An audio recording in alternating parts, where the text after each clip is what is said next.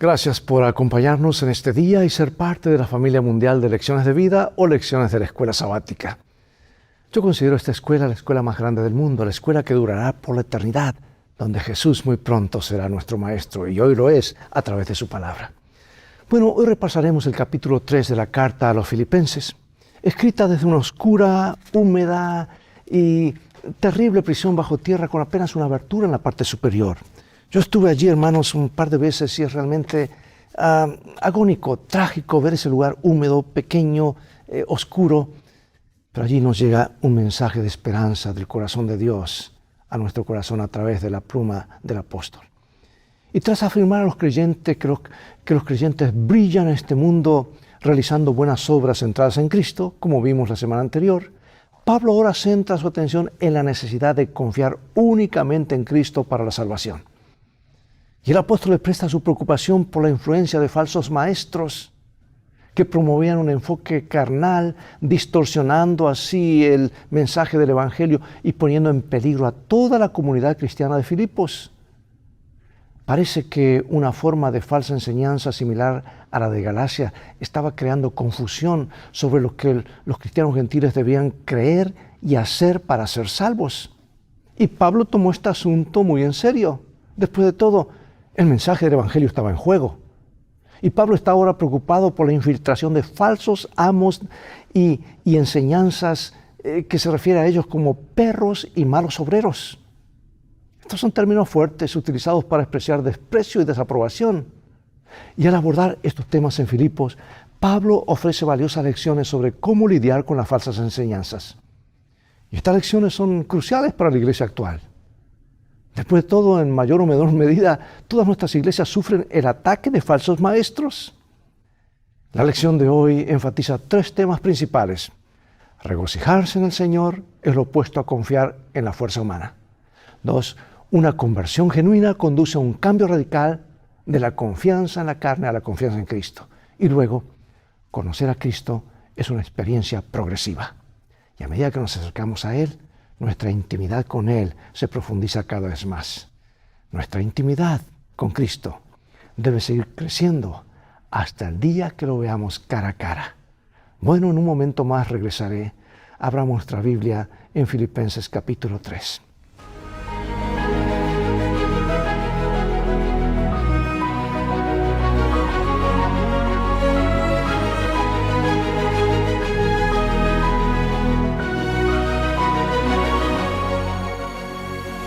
Filipenses capítulo 3, versículos 10 y 11, nuestro versículo central o de memoria, como lo decimos, dice así: a fin de conocerle y el poder de su resurrección y la participación de sus padecimientos, llegando a ser semejante a él en su muerte, si en alguna manera llegase a la resurrección de entre los muertos.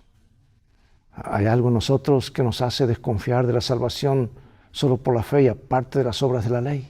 Es decir, por alguna razón tendemos a apoyarnos en nuestras obras como si estas fueran parte de la fórmula para nuestra salvación. Y Pablo aborda este punto en una vigorosa polémica contra quienes insistían que la circuncisión era necesaria para la salvación. Y para evitar que algunos pensaran que sus obras como la circuncisión contribuían a la salvación, Pablo ahora deja bien en claro que la justicia procede de Cristo como un don que es aceptado por la fe y que no es fruto de la obediencia a la ley. Y aunque la circuncisión puede no ser un problema hoy en este sentido, el principio que estaba detrás de la insistencia en ella como requisito para la salvación sí lo es. La propia Reforma Protestante comenzó con este mismo tema: el papel de la fe y las obras en la experiencia de un seguidor de Cristo. En definitiva, Cristo lo es todo por nosotros, el autor y perfeccionador de la fe. Si nuestras prioridades están en el lugar correcto, viviremos con la seguridad del amor de Dios y disfrutaremos de la promesa, incluso ahora, de la salvación. Todo ello sin poner nuestra confianza en la carne o en lo que yo hago que me debería dar derecho para salvarme. No es así, es un regalo de Dios. Mira, qué notas positivas y negativas ahora presenta Pablo en los siguientes versículos y cómo se relacionan entre sí. Y cómo describe también a los creyentes. Vamos a Filipenses 3, del 1 al 3, comenzando este capítulo. Por lo demás, hermanos, gozaos en el Señor. A mí no me es molesto el escribiros las mismas cosas, y para vosotros es seguro. Guardaos de los perros, guardaos de los malos obreros, guardaos de los mutiladores del cuerpo, porque nosotros somos la circuncisión, los que en espíritu servimos a Dios y nos gloriamos en Cristo Jesús, no teniendo confianza en la carne. Y Pablo comienza con una nota positiva y daría la impresión de que estuviera concluyendo su carta, pero no ha terminado, sino que retoma uno de los temas principales de la epístola, la alegría en el Señor, y presenta una serie de razones para ello. Lo importante es que debemos tener confianza en Cristo, no en nosotros mismos, dice. Nos regocijamos en Cristo Jesús y no ponemos nuestra confianza en la carne. Muchos hemos, sin duda, aprendido de la peor manera a no confiar en la carne. La severa advertencia, guárdense, repetidas veces, la repite aquí 3 veces, no se encuentra en ningún otro lugar en las Escrituras. Guárdense, o sea, cuidado. Y aparentemente los filipenses sabían muy bien a qué amenaza se refería Pablo. Más que a 3 problemas separados, la advertencia parece referirse a un grupo de falsos maestros descritos de 3 maneras diferentes. ¿Sabes que en Israel las personas malvadas o irreligiosas a veces eran llamadas perros? Los falsos maestros también podían ser acertadamente descritos como malos obreros. Y referirse a ellos como los que mutilan el cuerpo muestra que, al igual que en Galacia y otros lugares, trataban de imponer la circuncisión a los creyentes de origen pagano, contrariamente a lo dictaminado en el Concilio Apostólico. Y curiosamente parece que una solución para los desafíos espirituales, incluida la propagación de falsas enseñanzas, es regocijarse en el Señor. Todo aquello por lo que nos alegramos nos produce gozo. Las 2 palabras griegas que se encuentran detrás de estas ideas están relacionadas. Dios quiere que estemos alegres y su palabra es una especie de manual de instrucciones para la verdadera felicidad y la alegría verdadera. Y de paso, felicidad comienza con fe y la fe viene por oír y seguir la palabra de Dios. Bueno, la felicidad verdadera. Entre ellas se menciona aquí, se incluye recibir la misericordia de Dios, depositar nuestra confianza en Él, recibir las bendiciones de la salvación, adoptar la ley de Dios como nuestra forma de vida, incluida la observancia del sábado, creer en su palabra y educar hijos piadosos. La vida puede ser muy difícil para nosotros, por muy bien que nos vayan las cosas en este momento. Pero aunque ahora no nos vayan bien, ¿de qué cosas puedes y debes alegrarte? Hay muchas razones para estar agradecidos, por las cuales sonreír y agradecer a Dios, aún en medio de las necesidades. Es habitual para que los cristianos conversos piensen en su experiencia espiritual contrastando la vida que llevaban antes de aceptar a Jesús con la que llevan desde ese momento. Y Pablo hace eso en Filipenses 3. A veces hablamos de quienes no son cristianos como buenas personas, y muchos sin duda lo son, al menos según los criterios del mundo. Sin embargo, nadie lo es según los criterios de Dios, ni siquiera los cristianos. Porque en Filipenses 3, 4 al 6, Pablo enumera algunas cosas de su vida pasada de las que alguna vez se enorgulleció. ¿Y cuáles eran? ¿Cómo describirías lo bueno de tu propia vida pasada y presente? Vamos a Filipenses, mira cómo lo escribe el apóstol. Aunque yo tengo también de qué confiar en la carne. Si alguno piensa que tiene de qué confiar en la carne, yo más. Circuncidado al 8º día, del linaje de Israel, de la tribu de Benjamín, hebreo de hebreos, en cuanto a la ley fariseo, en cuanto al celo perseguidor de la iglesia, en cuanto a justicia, que es en la ley irreprensible. Y Pablo establece un contraste implícito entre los creyentes de origen judío que difundían falsas doctrinas y los creyentes incircuncisos que confiaban plenamente en Cristo para su salvación y no ponían su confianza en meras obras humanas como la circuncisión. Aunque la vida pasada de Pablo y su linaje habrían sido bastante impresionantes para sus compatriotas judíos, ninguna de estas cosas había contribuido a su salvación. De hecho, la habían obstaculizado porque lo cegaron durante tiempo acerca de su necesidad de Cristo. Empezaría a perseguir a Cristo. Y Pablo, y a sus seguidores, por supuesto, y Pablo no solo estaba circuncidado, había sido circuncidado al 8º día. En otras palabras, era israelita de nacimiento y perteneciente al pueblo del pacto. Además pertenecía a la tribu de Benjamín, cuyo territorio incluía algunas de las ciudades más importantes de Israel. Pablo no solo sabía hebreo, sino que como fariseo y alumno de Gamaliel, estaba empapado de sus conocimientos acerca de la ley y de cómo debía ser aplicada en cada situación, al menos según la tradición. Pablo era tan celoso de la ley que persiguió a la iglesia por considerarla una amenaza para el estilo de vida judío que, según él, prescribía la ley. Y curiosamente, aunque irreprensible en términos de esa justicia de origen humano, Pablo se dio cuenta de que la ley era en realidad mucho más profunda y exigente de lo que él podía imaginar y de que sin Cristo estaba condenado ante ella. Amados, las cosas que antes enorgullecían a Pablo eran en realidad obstáculos para su fe. ¿Por qué? Porque impedían percibir su necesidad de Cristo. Y Pablo usa el lenguaje del comercio, de las ganancias y las pérdidas para describir cómo era su contabilidad espiritual antes de la fe. Aunque no nos gusta pensar mucho en ello, todo ser humano tiene un libro de contabilidad espiritual. Antes el libro de contabilidad de Pablo se medía por los valores judíos de la época y no por los valores bíblicos, tal como lo enseñó Jesús. Pero después de su conversión, su libro de contabilidad espiritual tuvo un aspecto muy diferente porque su escala de valores cambió drásticamente de la moneda del judaísmo a la del cielo. Mira lo que comenta mi autora favorita, dice así: el que descendió del cielo puede hablar del cielo y presentar correctamente las cosas que constituyen la moneda del cielo, en las que ha estampado su imagen y su inscripción. Él conoce el peligro en que se hallan aquellos a quienes vino a levantar de la degradación y a exaltar a un lugar junto a sí en su trono. Señala el peligro que corren al prodigar su afecto a objetos inútiles y peligrosos. Trata de apartar la mente de lo terrenal hacia lo celestial, para que no desperdiciemos el tiempo, talento y oportunidad en cosas que son totalmente vanidad. Sí, Pablo había sido una estrella en rápido ascenso en el mundo del judaísmo del primer siglo, hasta que al quedar ciego al ver a Jesús glorificado en el camino a Damasco, su vista espiritual fue corregida y vio claramente. Y Juan 9 cuenta la historia de otro hombre que era ciego y luego vio a Jesús con claridad.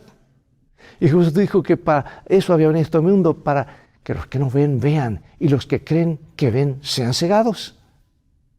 Yo pregunto, ¿cómo podrías aplicar este principio a tu vida? ¿Puede haber algo más valioso que la vida eterna en el cielo y en la tierra nueva? Sin embargo, los valores mundanos ciegan a muchos para no ver esta realidad. Y es más, yo digo que el que no coloca la eternidad o los planes de Dios en su vida está viviendo una vida muy miserable. Porque hay una competencia inherente entre las cosas que se valoran aquí y que valora el cielo. Es más, este mundo no es compatible con la vida espiritual. Por eso es una lucha constante y la semejanza a Cristo y las almas salvadas, hermanos, va por lejos por encima de lo que ofrece este mundo. El mundo puede cegarnos a las verdades espirituales y a lo realmente importante. Por eso la pregunta es, ¿cuál es la clave para mantener nuestros ojos enfocados en lo que realmente importa? Necesitamos realinear nuestras prioridades constantemente, pues este mundo es incompatible, vuelvo a repetir, con la vida espiritual. Y yo quisiera darte, hermanos, aquí, hacer una pausa y decirte algo de corazón. Se han escrito tantos libros, hay tantos manuales, hay tantos seminarios de ganancia de almas, retención de la vida espiritual. Hermano, ¿quieres que te dé el secreto en 3 palabras, 3 puntos básicos? ¿En qué consiste la vida cristiana? Tiempo para leer la Biblia, tiempo para orar por los demás y llevar un alma a Jesús. Ese es el secreto de la vida espiritual. Dios nos ayude. Bueno, no debemos tampoco pasar por alto el punto principal de Pablo.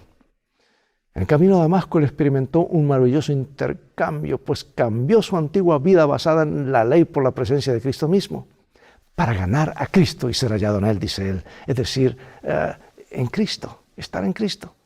Y la referencia de Pablo al hecho de estar con Cristo ha sido ampliamente debatida. No es sorprendente que quizás la mejor explicación provenga del propio Pablo. Dice, para que llegado el tiempo, reuniera en él bajo una sola cabeza todo lo que está en el cielo y lo que está en la tierra. Y ese ha sido el propósito de Dios desde el principio. Y Pablo aclara cómo sucede. Dice, ustedes están en Cristo Jesús, quien nos fue hecho por Dios sabiduría, justificación, santificación y redención. Vamos a estar en Cristo. Abarca todo lo que comprende el plan de salvación. Desde el amanecer de nuestra inteligencia espiritual, sabiduría, pasando por la justificación, por la fe, la justicia y la preparación para el cielo, la santificación, hasta finalmente la glorificación en la segunda venida, que es la redención. La salvación es obra de Cristo de principio a fin, por nosotros y a nosotros. En consecuencia, al aceptar a Cristo, tenemos todo lo que necesitamos. Vamos al capítulo 3 de Filipenses, versículos 10 en adelante. A fin de conocerle y el poder de su resurrección y la participación de sus padecimientos, llegando a ser semejantes a él en su muerte, si en alguna manera llegase a la resurrección de entre los muertos. No que lo haya alcanzado, ni que ya sea perfecto, sino que prosigo para ver si logro asir aquello para lo cual fui también asido por Cristo Jesús. Hermanos, yo mismo no pretendo haberlo ya alcanzado, pero una cosa hago, olvidando ciertamente lo que queda atrás y extendiéndome hacia lo que está delante, prosigo a la meta, al premio del supremo llamamiento de Dios en Cristo Jesús. Así que todos los que somos perfectos, esto mismo sintamos, y si otra cosa sentís, esto también os lo revelará Dios. Pero en aquello a que hemos llegado, sigamos una misma regla, sintamos una misma cosa. Amados, no hay nada más importante que conocer a Cristo, lo cual es la garantía que Él nos conocerá y nos reconocerá ante el Padre. ¿Cómo lo conocemos?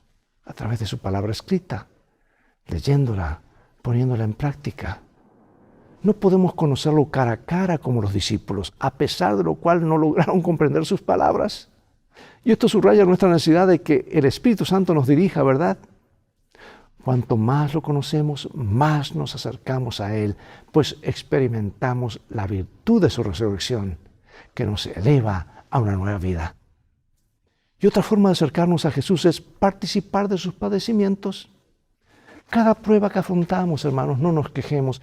Cada experiencia dolorosa que sobrellevamos nos ayuda a conocer y apreciar más lo que Jesús sufrió por nosotros y también a comprenderlo a Él y su voluntad con mayor claridad. Y amados, una tercera forma de acercarnos es proseguir a la meta. La palabra griega así traducida skopos solo se usa aquí en el Nuevo Testamento y designa la línea de llegada en una carrera y el premio que se otorga al vencedor. Si tú has sido corredor, maratonista, sabrás muy bien la línea, la llegada, allí es. A eso se refiere. Y Pablo lo llama el premio del soberano llamado celestial en Cristo Jesús. Así como Cristo ascendió al cielo en virtud de su muerte y resurrección, Dios nos invita a recibir la misma recompensa celestial, la vida eterna. Obviamente todavía no la hemos alcanzado. Y no seremos hasta que llegue el momento, hermanos, cuando el cuerpo de nuestra bajeza, pero lo lograremos por la gracia de Dios, dice el cuerpo de nuestra bajeza se ha transformado para que sea semejante a su cuerpo de gloria. Pero resulta que al conocerlo y recibir su presencia en nuestras vidas todos los días, avanzamos hacia la meta de ser como Jesús en todas las formas posibles ahora. Y este fue también el centro de la vida de Pablo. Al igual que en una carrera, no prestamos atención al lugar que vamos dejando atrás o a quien nos sigue. Nuestro único objetivo es que lo que tenemos por delante, el premio celestial que nos espera. La imagen aquí es vívida. Un corredor totalmente concentrado en la meta, que esfuerza cada músculo y se inclina hacia adelante para alcanzar la meta. A eso se refiere. ¿Por qué es tan importante no mirar hacia atrás mientras caminas con el Señor? Al menos hacia tus pecados y fracasos, sino hacia adelante, hacia lo que se te ha prometido ahora mismo en Cristo. Tenemos que ir resumiendo porque el tiempo se nos va. La Biblia enseña claramente, amados, que nuestra salvación no depende de nuestros propios esfuerzos, no. Y esta enseñanza es una razón convincente para regocijarnos en el Señor cada día. Y después de todo, si la salvación dependiera de nuestras buenas obras, no tendríamos esperanza.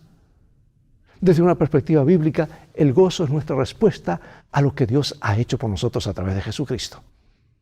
Puede que las cosas no salgan tan bien como deseamos o esperamos. Sin embargo, tenemos motivos para regocijarnos, como lo expresa tan bellamente el cántico de Habacuc: me gozaré en el Señor, me gozaré en el Dios de mi salvación. En la vida de un verdadero creyente no hay lugar para el orgullo por los logros humanos. Cuando comprendemos que la salvación no depende de lo que podamos hacer, ni de la posición en la iglesia, ni de mi estatus de alguna manera, sino solamente de lo que Dios ha hecho y sigue haciendo por nosotros en Cristo, lo que se consideraba ganancia ahora se considera pérdida por la excelencia del conocimiento de Cristo. Amado, ser como Cristo se convierte en el objetivo de nuestra búsqueda. Y las buenas obras surgen naturalmente como resultado. Vamos a querer emular y hacer las obras de Cristo. Y como afirma Pablo en otro pasaje, porque somos hechura suya, creados en Cristo Jesús para buenas obras. Como cristianos somos una obra en progreso, ¿verdad? Esta noción es la que Pablo quiso decir en la sección de agradecimiento en su carta a los Filipenses. Él dijo: el que comenzó en vosotros la buena obra, la perfeccionará hasta el día de Jesucristo. ¿Has visto un bumper sticker que dice: ten paciencia conmigo, todavía Dios está trabajando? Algo así. Hasta que llegue ese día debemos olvidar lo que queda atrás y aspirar a lo que está delante. Tristemente, muchas personas están atrapadas en una espiral de autodesprecio, recriminación por sus pecados pasados. Aunque aceptan intelectualmente el perdón de Cristo, aún no lo han interiorizado, creyendo a su vez que realmente han sido perdonados. Y como resultado, no pueden desprenderse completamente del pasado. Yo quiero finalizar con estas hermosas citas de mi autora favorita. Citas que nos hablan muy claro, nos traen vida y esperanza.